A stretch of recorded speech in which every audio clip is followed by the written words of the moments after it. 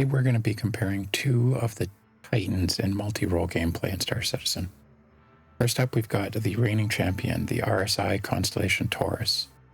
Now, this is a ship that everyone feels is probably the best multi-role ship in the game currently. Now we've got the brand new runner-up, the MISC Starlancer TAC. How will the two fare against each other? Let's jump in and find out. Now first up, we've got the RSI Constellation Taurus, which has long been regarded by most players as kind of the best multi-role ship in the game.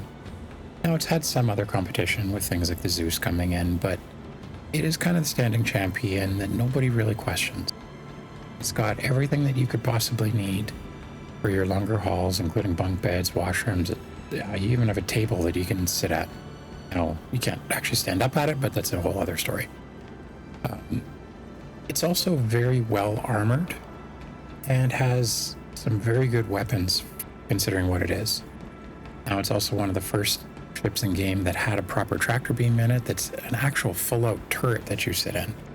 It's a lot more robust and very, very well positioned compared to most other ships. Now, although it could be seen as more of a medium cargo hauler, the fact that the cargo grid actually drops down in a bay below the ship really opens it up to carrying things like an Ursa. And once you throw a medical Ursa in the cargo bay, to me the ship is really kind of unstoppable. Now, it is the old style of RSI, it's not the new style like the Zeus. And quite honestly, it could use kind of a gold standard pass sooner rather than later, but it is still actually one of my favorite ships in the game. By comparison, we have the Starlancer TAC by MISC. Now this is a new ship that was just introduced as part of Invictus, but it really is designed to fit that multi-role gameplay. It's actually got a small hangar bay at the top that can carry a Fury. It's actually got a dedicated medical bay. It's got drop seats. Now to me, this is really exactly what a multi-role ship should be. So it's an interesting comparison to see how the two are going to fare against each other. The first category that we're going to look at here is actually the design and aesthetics of both ships. Now both ships stay true to their brand, with the Taurus really staying true to the old school RSI brand as compared to the newer one like the Galaxy, the Zeus, etc. And the Starlancer is really staying true to that MISC feel. That could be a good or bad thing depending who you really are and what you really like, so I'll try and leave the subjectivity out of it here.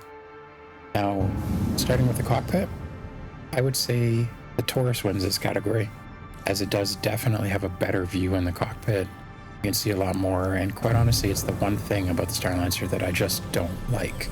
I hate the mailbox slot, I hate the fact that I can't see anything when I'm landing, and it really makes it feel like I'm flying a ship much larger than this actually is. So moving over to the interior features of the two, the Taurus has a very large cargo bay that actually drops down below the ship, which is incredibly convenient for loading things, whether it be vehicles, containers, etc. Now, directly comparing that over to the Starlancer, it's got a cargo bay in the back with a drop-down door. Makes it decently easy to load vehicles, although the vehicles are reasonably restricted just with a lower opening of the door. And the cargo bay that it actually has in the back is the 96 SCU. Now, technically, you can load 96 SCU and a ground vehicle in there, so you can actually throw a bunch of cargo that's not on grid, which does put it as kind of a comparable size to the Taurus as well.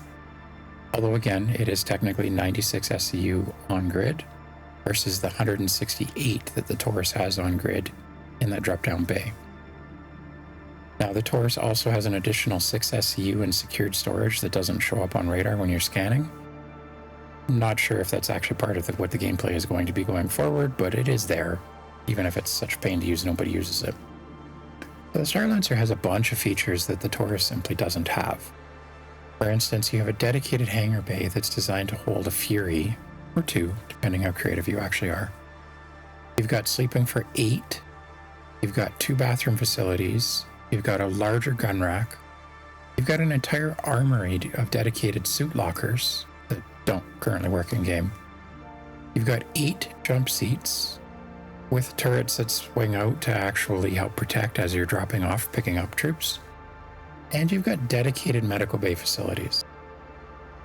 Now, by comparison to the Taurus, you've really just got a very large cargo platform that you can park, like I say, a medical nurse in.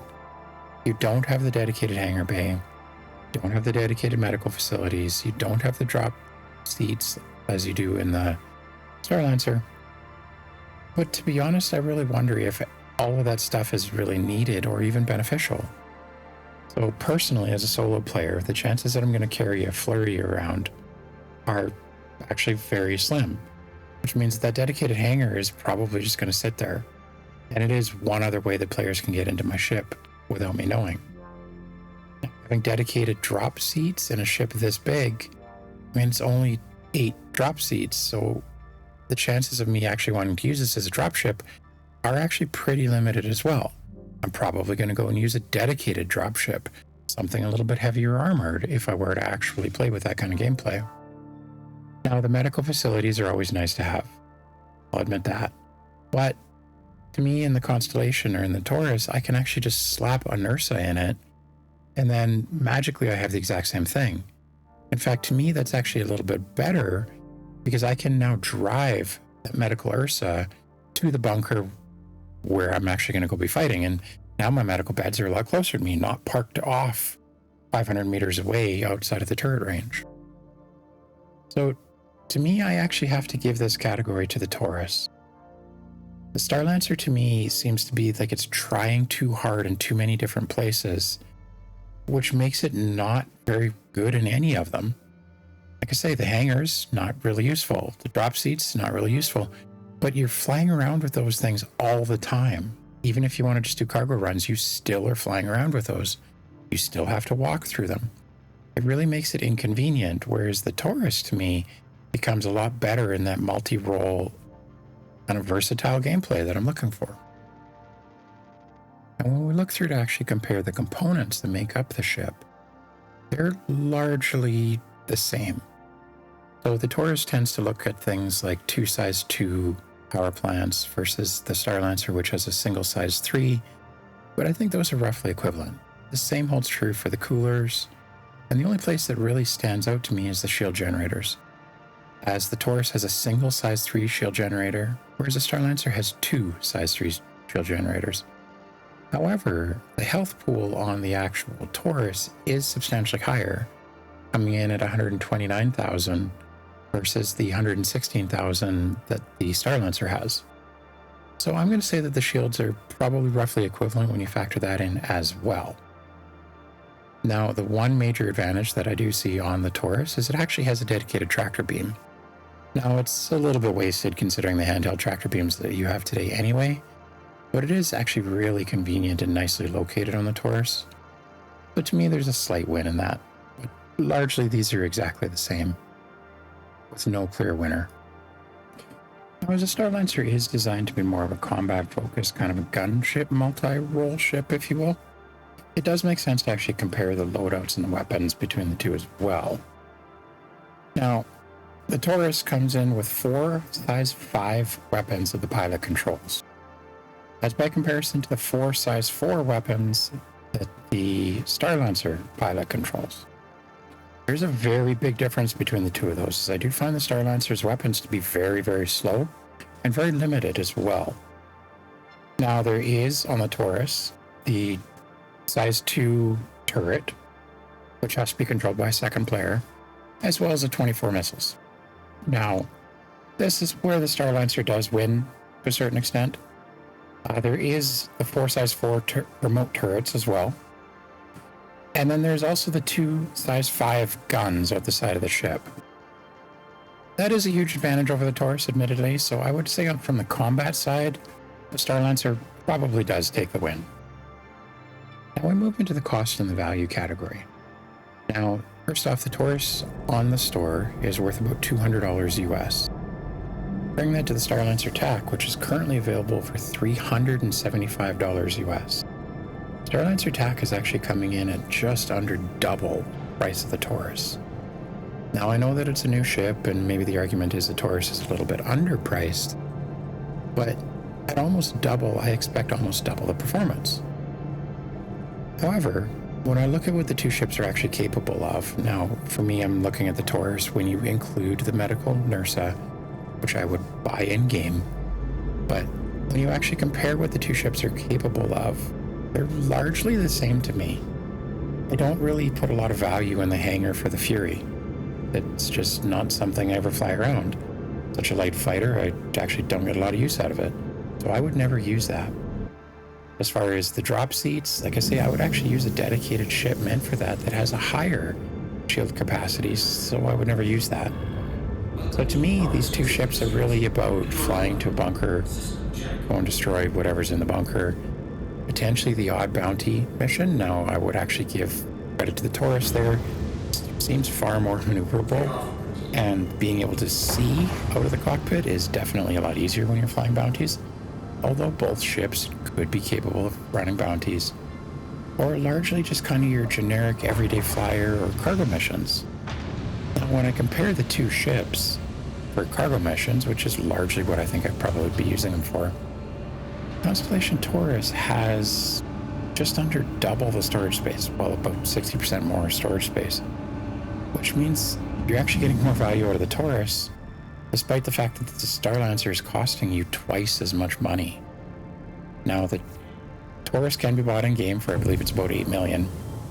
The Starlancer TAC cannot be bought in game yet, so we're not really sure what the in-game price on that will be.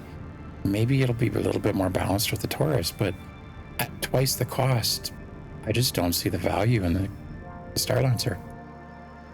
So as always with these ship comparisons, really, my opinion is very subjective, and I am looking at this as a largely solo player that's out in the verse, and I don't necessarily do a lot of the gameplay that might be relevant.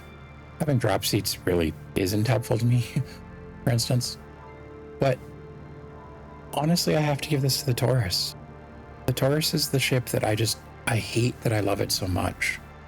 I wish that it was more modern. I mean, if it had the styling of the Zeus or the 2B Galaxy, I would absolutely love the Taurus. I don't like the way that it looks. I don't exactly like how it flies.